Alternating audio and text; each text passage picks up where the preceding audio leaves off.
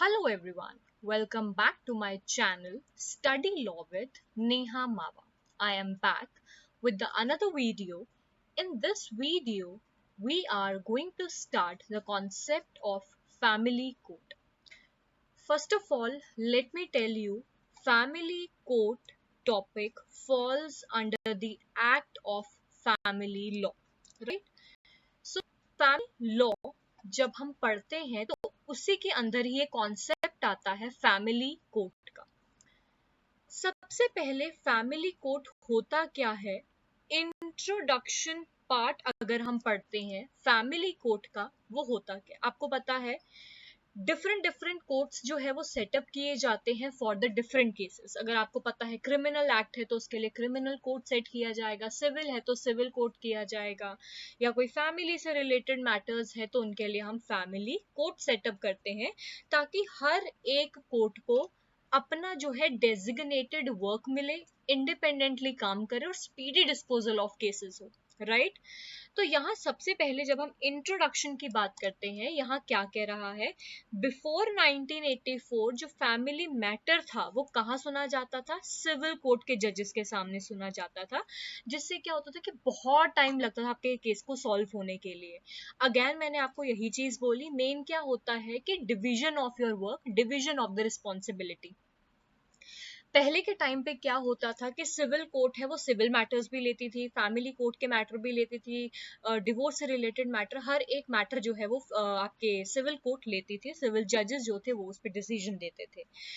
But slowly and gradually क्या होने लगा, आफ्टर 1984 और after a very long time उन्होंने क्या किया, they decided to set up a family court जो इंडिपेंडेंटली काम कर सके, राइट। तो यहाँ जो फैमिली कोर्ट है यहाँ 1984 का है। तो 1984 से पहले जितने भी फैमिली से रिलेटेड मैटर थे वो सिविल कोर्ट में सुने जाते थे। उससे क्या होता था कि टाइमली डिलीवरी ऑफ जस्टिस नहीं हो पाता था, बहुत टाइम लगता था केसेस को सॉल्व होने में, ठीक है, और पार्टीज को बहुत ज्यादा सफर करना पड़ता था, मेंटली भी, फाइनेंशियली भी और अदर वे से भी। तो जिस वजह से 1984 में डिसाइड किया गया कि अलग से एक फैमिली कोर्ट बनाया जाएगा, जिसमें सिर्फ फैमिली से रिलेटेड मैटर्स जो है वो सुने जाएंगे।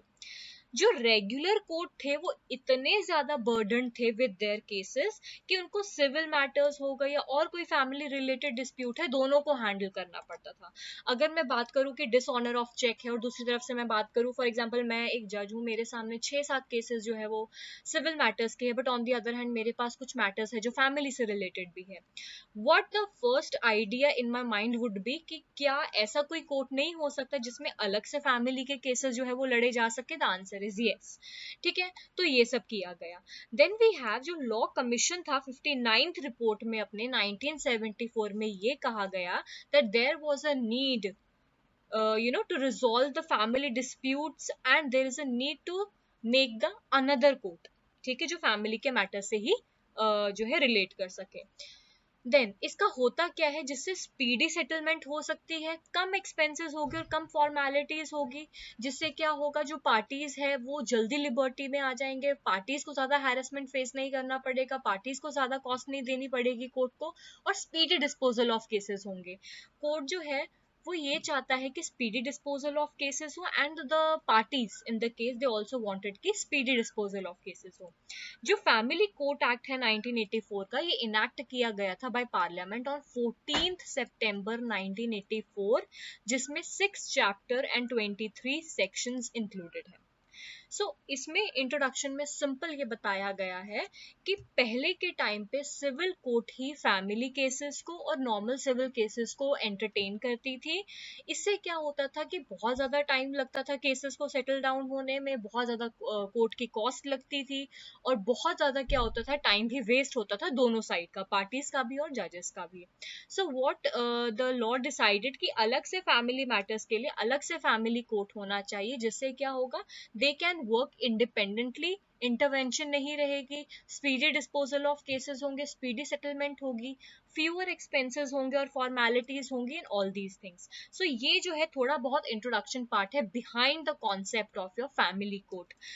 होता क्या है, अगर हम अलग से फैमिली कोर्ट सेटअप करते हैं तो पीपल जो है उनको इजीली समझ आ सकता है that if we want to settle down the family dispute we can go directly to the family court instead of going to the civil court. ठीक है, अब अगर कोई पर्सन सिविल कोर्ट में भी जाता है to resolve their family dispute तो बहुत ज्यादा टाइम लगेगा उसको केस फाइल करने में, then get the permission and all. So family court में वो डायरेक्टली जाके जो है केस फाइल कर सकता है और अपना जो केस है वो लड़ सकता है, और फैमिली कोर्ट में उसको स्पीडी डिस्पोजल ऑफ केसेस भी मिलता है, speedy settlement of the cases भी है। Then we have the objectives of the family court. What are the objective behind establishing the family court? Now see, to provide speedy justice देने के लिए justice speedy मिल सके, जल्द से जल्द justice मिल सके, and disposal of the family cases at the earliest. चाहे speedy justice बोले चाहे disposal of family cases बोले, at the earliest one and the same thing है। मेन है कि जल्द से जल्द उन्हें justice मिलना चाहिए और उनका केस जो है वो resolve होना चाहिए। Then we have to promote the conciliation and mediation in dispute relating to marriage. सबसे पहले होता क्या है, जब भी आप कभी सिविल कोर्ट में जाओगे ना, वो एक चीज कहते हैं कि is there any chance to settle down the dispute outside the court? Answer is yes. Conciliation हो सकता है, हो सकता है, जिससे वो अपना फैमिली डिस्प्यूट जो है सेटल डाउन कर सकते हैं at the earliest option. Then we have the family ties, family ties को प्रिजर्व करके रखना, ज्यादा उनके बीच में जो है डिस्प्यूट ना ज्यादा क्रिएट हो या ज्यादा उनका डिस्प्यूट ना चले। Then we have to solve the matter of a family within a short period, कम से कम पीरियड में जो है फैमिली का मैटर सॉल्व होना चाहिए, डिस्प्यूट सॉल्व होना चाहिए। Then we have establishment of family court. Okay, section 3 जो है बात करता है फैमिली कोर्ट की, जो ये कहता है कि स्टेट गवर्नमेंट जो होता है किसके कंसल्टेशन के साथ? हाई कोर्ट के कंसल्टेशन के साथ किसी भी एरिया में फैमिली कोर्ट सेट कर सकते हैं जहां पॉपुलेशन 1 मिलियन से ज्यादा होनी चाहिए या 1 मिलियन तक होनी चाहिए। ठीक है, वहां आपका फैमिली कोर्ट का सेटअप होना बहुत जरूरी है। तो क्वेश्चन कई बार एग्जाम में ये भी पूछा जाता है कि फैमिली कोर्ट कहाँ सेटल होगा या किस एरिया में सेटल होगा जहां पॉपुलेशन 1 मिलियन तक एक्सीड करती है, किसके कंसल्टेशन से होगा? स्टेट गवर्नमेंट करती है with the consultation of high court. Then we have the appointment of जजेस, वेरी वेरी इंपॉर्टेंट। दो चीज याद रखना, इस्टेब्लिशमेंट ऑफ कोर्ट कौन करता है? स्टेट गवर्नमेंट करती है। अपॉइंटमेंट ऑफ जजेस कौन करता है? हाई कोर्ट करता है, ये बहुत बार पूछा जाता है। Then we have appointment of जजेस, जो सेक्शन 4 है वो ये कहता है, सेक्शन 4 ऑफ फैमिली कोर्ट की जो स्टेट गवर्नमेंट होती है with the consultation, state government has the power to appoint one और मोर जजेस in the family court consulting with the high court.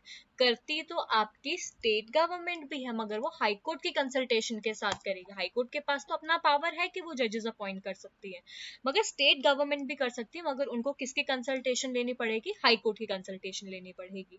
Then we have for appointing a जज of the family court. अब अगर मुझे family court में जज को appoint करना है तो मुझे क्या क्या क्वालिफिकेशन देखनी पड़ेगी? सबसे पहले 7 years का उसका एक्सपीरियंस होना चाहिए जुडिशियल ऑफिस में, इंडिया में, किसी भी ट्राइब्यूनल में, चाहे किसी भी सेंटर में हो या स्टेट में हो, और उसको नॉलेज होनी चाहिए लॉ की। ये क्वालिफिकेशन जो है इंपॉर्टेंट है। देन वो एडवोकेट होना चाहिए किसी भी हाई कोर्ट का या किसी भी दूसरे कोर्ट का, नॉट लेस देन 7 years। तो 7 years का यहाँ जुडिशियल ऑफिस होल्ड करना है। Okay, just a minute. Okay, so पहला क्या होना चाहिए कि 7 years जो है उसका एक्सपीरियंस आपको होना चाहिए एज अ जुडिशियल ऑफिसर, चाहे आप किसी ट्राइब्यूनल में हो, सेंटर या स्टेट में। फिर आपके पास 7 years का एक्सपीरियंस होना चाहिए as the advocate of high court, ठीक है, और 2 और more court of succession. Then you have the qualification आपके पास होना चाहिए जो सेंट्रल गवर्नमेंट नोटिफाई करती है after consultation with the CJ, other से होते हैं। He must not have attend the age of 62 years से कम के होने चाहिए, you are eligible for the जज। Then jurisdiction of the family court क्या होता है? सबसे पहले फैमिली कोर्ट के पास सेम पावर होती है जो एक डिस्ट्रिक्ट कोर्ट के या सब ऑर्डिनेट सिविल कोर्ट के पास होती है। जनरली फैमिली कोर्ट जो होता है is a part of the civil court or subordinate court or a district court. The thing is that the district court or the subordinate civil court, they just have the, resolve the cases related to the civil matters of the different nature, but the family court only have the work to solve the family related dispute, nothing else. Then Section 7 clause 2 gives the family court the authority to exercise the jurisdiction same जैसा JMFC के साथ होता है. Then we have types of cases that are heard in the family court. अब मैं इतनी देर से family court कर रही हूँ, but what are the cases that need to be tried in the family court? First is the dissolution of marriage. किसी को अपनी marriage dissolve करनी है, they are not compatible with each other, उनको अपनी marriage dissolve करनी है, तो where will they go? They will go to the family court. Custody लेनी है child की, या domestic violence जो है वो होना है. Okay, so custody of a child, if you want to get the custody of a child, you can go to the family court. ठीक है, फिर domestic violence का अगर केस आता है, जितने भी केसेस आपके फैमिली से रिलेटेड है, किसी भी नेचर के, वो सारे फैमिली कोर्ट में जाते हैं. चाहे डोमेस्टिक वायलेंस हो, चाहे मेंटेनेंस हो, चाहे प्रॉपर्टी से रिलेटेड डिस्प्यूट हो, सारे फैमिली में जाते हैं. क्यों हम कैटेगराइजेशन कर रहे हैं of the work with the different court? ताकि जो आपके डिफरेंट कोर्ट्स हैं उनका बर्डन कम हो. ठीक है ना. अगर हम एक ही कोर्ट पे बोले कि आप ये भी जो है केसेस सॉल्व करो, ये भी केसेस सॉल्व करो, they will get over burdened. ठीक है, तो वो काम अपना अच्छे से नहीं कर पाएंगे. दैट्स वाई होता क्या, फॉर एग्जांपल एक डिपार्टमेंट है, हम डिपार्टमेंट में देखते हैं सब डिपार्टमेंट्स होते हैं. ठीक है, क्यों होते हैं वो? क्योंकि डिस्ट्रीब्यूशन ऑफ द वर्क होता है, distribution of the burden of the work होता है, right. Then we have the dissolution of marriage. Dissolution of marriage का मतलब क्या होता है कि जो पार्टीज है, they want to end their marriage, they are not compatible with each other, तो वो क्या करते हैं कि वो अपनी मैरिज जो है वो खत्म करना चाहते हैं, सेपरेट होना चाहते हैं, लीगली सेपरेट होना चाहते हैं. ठीक है, तो वो डिसोल्यूशन ऑफ मैरिज है. चाइल्ड की कस्टडी है, जब वो अलग होना चाहते हैं, डिवोर्स, तो चाइल्ड किसके पास रहेगा? That is the main question. तो चाइल्ड कस्टडी वो होती है. प्रॉपर्टी से रिलेटेड डिस्प्यूट है. मेंटेनेंस अगर आपको देना, मेंटेनेंस आपने जो पढ़ा था, तो यहाँ सीआरपीसी लिखा, तो आपकी वो बीएनएसएस में है कि मेंटेनेंस आपको वाइफ को कैसे देनी है, चिल्ड्रन को, पेरेंट्स को मेंटेन करना, and all these things. Then we have the domestic violence act. इसका अलग से डोमेस्टिक वायलेंस एक्ट है. Then we have the procedure followed by the family court. क्या क्या प्रोसीजर फॉलो होते हैं जनरली सीपीसी में भी? ये सारा देखोगे कि सेक्शन 10 क्लॉज 1 जो होता है वो सीपीसी जो प्रोसीडिंग्स के बारे में बताता है फैमिली कोर्ट की. ठीक है, कि फैमिली कोर्ट के अपने खुद के जो है प्रोसीजर होते हैं जो वो ले डाउन करते हैं. Then we have the duty of the family court. क्या होता है? वही चीज रिपीट कर रहे हैं. फैमिली कोर्ट की ड्यूटी ये होती है, at the very earliest possible time जो है डिस्प्यूट को सेटल डाउन किया जा सके, रीजनेबल एफर्ट्स जो है वो पार्टीज के टूवर्ड्स लगाए जा सके. देखो क्या होता है, फॉर एग्जाम्पल कोई पार्टी है, हस्बैंड वाइफ है, वो कोर्ट आते हैं, फैमिली कोर्ट आते हैं. कोई भी जज सबसे पहले ये कहते हैं कि is there any chance to reconcile again? Parties कहती है नो. फिर जो आपका जज है वो ये कहते हैं कि आप कितने टाइम तक साथ थे. ठीक है, तो वो कहते हैं हम इतने टाइम तक साथ थे. लास्ट आप कब जो आपका डिवोर्स होता है या जो टाइम पीरियड होता है वो ये देखा जाता है कि कब तक, कितने टाइम के लिए आप साथ थे. ठीक है, वो चीजें देखी जाती है. फिर they exert the effort to promote the reconciliation. अगर हो सकता है तो ठीक, नहीं होगा तो फिर ठीक है, जो है डिवोर्स दे दिया जाएगा. पर्सनल अपीयरेंस बहुत ज्यादा मैंडेटरी होती है. जब भी कोई कोर्ट का केस चल रहा होता है या फिर आपका फैमिली कोर्ट का केस चल रहा होता है, तो पर्सनल अपीयरेंस बहुत ज्यादा मैंडेटरी होती है. फैमिली कोर्ट में दोनों पार्टीज जो है उनको आना पड़ता है, represented by a lawyer. Lawyer साथ होता है. They must appear themselves and put their case forwards. Then we have the record of the oral evidence and the affidavit. कई बार क्या होता है कि पर्सनल अपीयरेंस नहीं हो पाती है, तो ऑरल एविडेंसेस दिए जाते हैं, साथ में एफिडेविट दिए जाते हैं, विटनेस.